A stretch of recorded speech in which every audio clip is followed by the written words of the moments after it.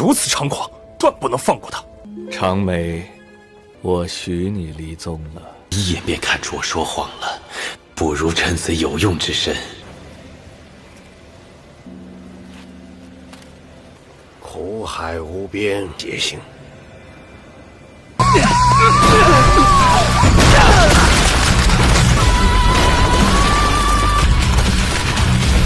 音奏。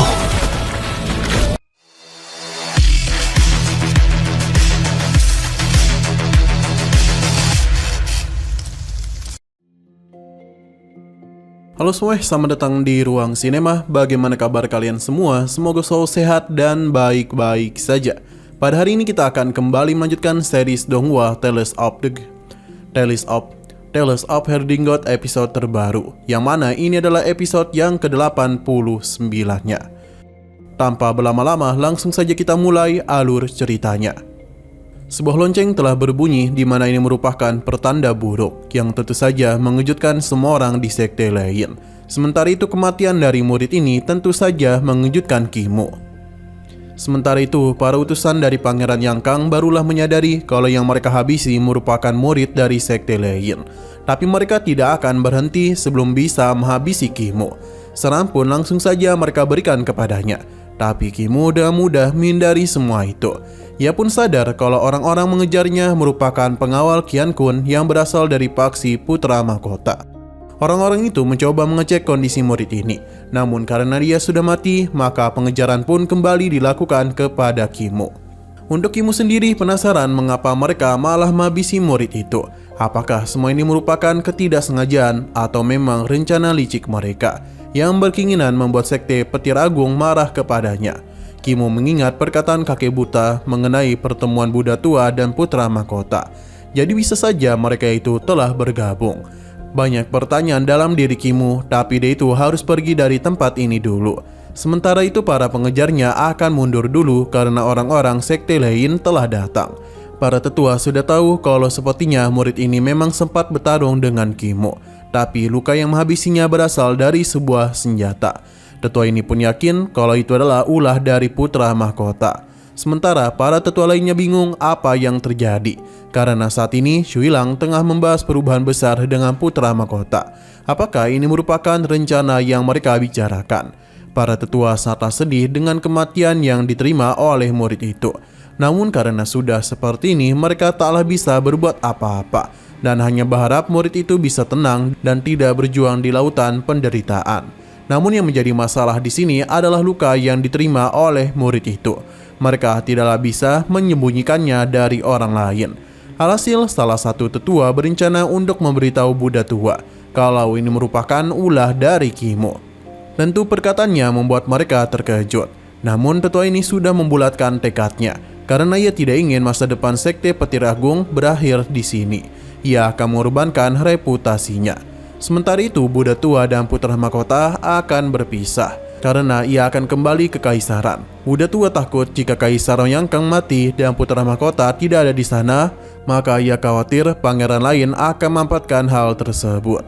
Tapi saat itu jugalah tetua ini datang sambil memberitahu kalau Kimo telah berani menghabisi murid yang membawanya turun gunung. Putra Mahkota pun kesal dan meminta untuk tidak membiarkan Kimo pergi. Hanya saja Buddha tua belumlah membuat keputusan. Sepertinya dia sudah tahu kalau tetua ini telah berbohong. Ia bertanya sudah berapa lama tetua itu berada di sini. Berbohong dia ini sudah sangat lama, jadi Buddha Agung pun memberikannya izin untuk bisa mengatasi Kimo dan juga mempersilakannya untuk meninggalkan sekte. Mendengarkan perintah itu tentu membuat tetua ini terkejut. Ia pun pergi dari hadapan mereka. Pasalnya tetua ini sadar kalau Buddha tua sudah mengetahui kebohongannya. Karena itulah dia ini diusir.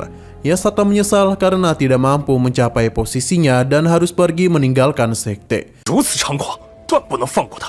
长眉，我许你离宗了。一眼便看出我说谎了，不如趁此有用之身。 Sementara itu Buddha tua meminta Putra Mahkota untuk tidak khawatir karena merekalah yang akan mengatasi hal ini. Jadi dia itu bisa pulang ke ibu kota dengan aman. Putra Mahkota sebenarnya sangatlah kesal karena keputusan Buddha tua tidaklah sesuai dengan apa yang dia inginkan. Siang berpindah ke sisi lain di mana tetua ini sudah siap meninggalkan sekte. Tapi sebelum itu, putra mahkota mengajaknya untuk berbicara dulu. Sekarang ia bukanlah berasal dari sekte Jin lagi dan hanya seorang murid bernama Su saja. Sudah 200 tahun ia tidak menggunakan nama Su beralis panjang. Alasan mengapa putra mahkota mengajaknya kemari adalah untuk menanyakan apakah tetua Su itu ingin menghabisi Kimo. Putra mahkota saatlah mengenal Kimo yang licik. Ia yakin Kimo akan kembali ke Dasu untuk menyebarkan rumor. Ia pernah mengutus banyak kekuatan untuk bisa menghentikannya. Tapi siapa yang menyangka mereka dikalahkan oleh Kimo.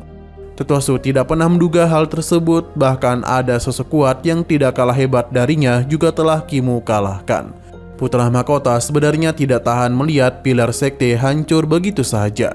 Tapi dia itu mengingatkan Tetua Su untuk berhati-hati kepada Kimo. Hanya saja Tetua Su tidak akan pernah melupakan dendam dari muridnya. Inilah yang ditunggu-tunggu oleh putra mahkota. Karena bagaimanapun dia juga menginginkan nyawa dari Kimo. Berhubung dia telah keluar dari sekte lain, maka putra mahkota akan memberikannya izin untuk bisa mendirikan sektenya sendiri dan bahkan menjadi pemimpin. Berpindah kepada Mingxi. Saat dia itu tengah berlatih, perkataan Kimo sebelumnya kembali melintas di pikirannya, yang membuat Mingxi tidaklah fokus. Pada akhirnya dia pun membuat keputusan yang berani, di mana Mingxi berencana untuk pergi meninggalkan sekte. Sebelum itu, dia pun memberikan penghormatan terakhir kepada gurunya. Sebagai guru, dia tidaklah mempermasalahkan keputusannya.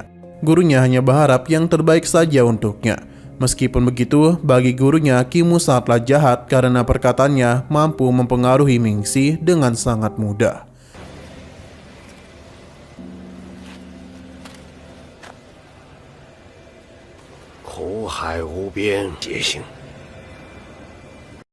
Berpindah ke sisi luar dari sekte lain, di mana terlihat kalau badai salju masihlah terus melanda dunia. Mingxi yang baru turun dari gunung dapat melihat orang-orang yang kesulitan. Bahkan ada yang makan dari serat kayu saja. Hingga ada seseorang yang meminta makanan dari Mingxi, karena bagaimanapun anaknya sangatlah kelaparan. Mingxi sempat panik karena disentuh secara tiba-tiba. Namun karena kasihan, dia pun memberikan sedikit makanan kepada ibu itu. Sayang sekali ini merupakan kesalahan yang sangat besar, karena tiba-tiba saja orang di sana menjadi sangat gila ketika melihat makanan dan melakukan penyerangan demi mendapatkan makanan yang dia bawa. Tidak hanya menyerang ibu itu saja, orang-orang ini mulai melakukan penyerangan kepada Mingxi karena mereka tahu kalau ia memiliki banyak makanan. Mingxi tidak menduga dan apa yang ia lihat saat ini, karena semua orang yang kelaparan saling berebut makanan seperti layaknya hewan buas. Bahkan ada salah satu orang yang berani untuk memakannya. Tapi untung saja Mingxi itu berhasil melarikan diri. Perjalanan teruslah dia lakukan dan ia pun mulai sadar kalau dunia telah menjadi neraka. Sampai pada akhirnya Mingxi pun berhenti di sebuah tempat di mana ada beberapa orang yang tengah makan. Mingxi juga melihat patung Buddha di sana. Namun dia ini saatlah terkejut dengan pemandangan di sana karena ada begitu banyak manusia yang digantung dan dijadikan makanan oleh para penghuni di tempat tersebut. Mingxi yang sangat murka mulai melakukan penyerangan. Tapi sayang sekali dia itu masihlah belum tega dalam melukai para manusia. Jadi dia hanya membuat kekacauan saja. Bahkan Mingxi melampiaskan amarahnya kepada patung Buddha itu, karena patung ini tidaklah bisa berbuat apa-apa. Berhubung Mingxi itu lengah, jadi orang-orang ini pun mulai melakukan penyerangan kepadanya. Karena bagi mereka, daging Mingxi itu sangatlah harum dan pasti nikmat untuk dimakan. Mingxi sendiri penasaran apa yang Buddha lakukan. Apakah dia itu hanya akan melihat semua kekacauan ini saja?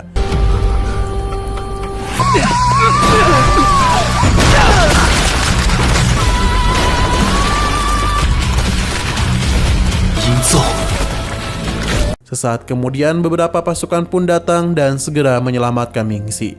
Untung saja luka yang dia terima tidak begitu parah, jadi Mingxi bisa sadar dengan cepat. Jenderal ini tidak tahu apa yang terjadi, padahal Mingxi merupakan seorang praktisi namun tidak bisa berbuat apa-apa.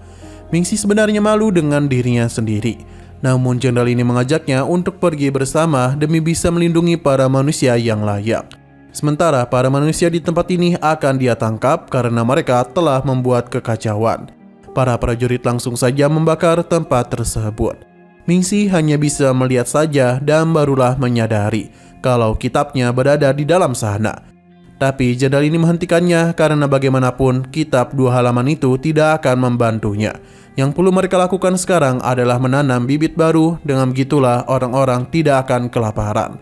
Dan setelah semua itu selesai, Mingxi bisa membawa kitabnya lagi. Bahkan buku mana saja bisa dia baca saat dunia sangat aman. Mingxi akhirnya sadar kalau saat dunia aman sajalah mereka bisa membaca buku. Di saat kekacauan yang terjadi, mereka tidaklah bisa menyelamatkan orang dari api dan air. Di saat kekacauan terjadi, mereka tidaklah bisa menyelamatkan orang dari api dan air. Pada akhirnya, Mingxi pun mendapatkan pencerahan dan memahami apa yang sebelumnya pernah Kimu katakan kepadanya. Kalau ia tidaklah harus terus-menerus melihat apa yang ada di kitabnya. Karena mulai sekarang dialah yang harus membuat kisahnya sendiri karena dialah Buddha itu. Dan dia sendiri yang harus menulis kitabnya.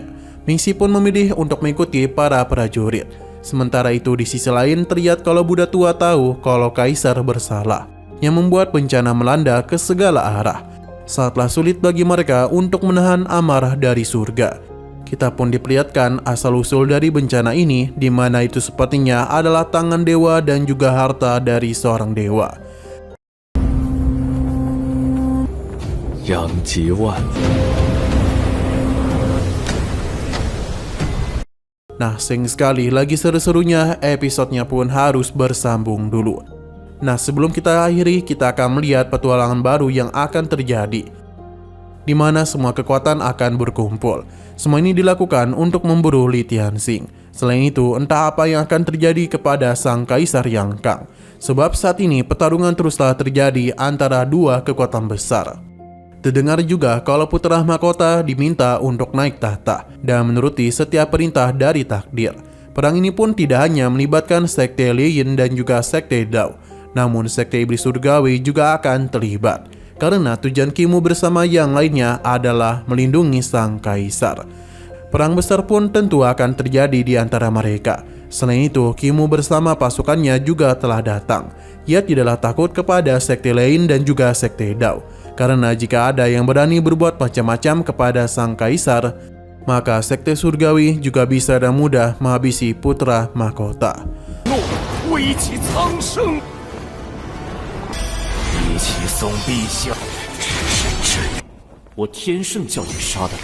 Oke, sekian dulu pada video kali ini. Untuk video selanjutnya akan segera hadir. Jadi bagi kalian yang mengikuti series ini, langsung saja klik subscribe dan aktifkan loncengnya. Terima kasih yang sudah menonton video sampai habis. Jika kalian suka pada video ini, klik like dan share ke teman-teman kalian tentang channel ini. Dan ditunggu aja kelanjutannya. Oke, sampai jumpa di video selanjutnya.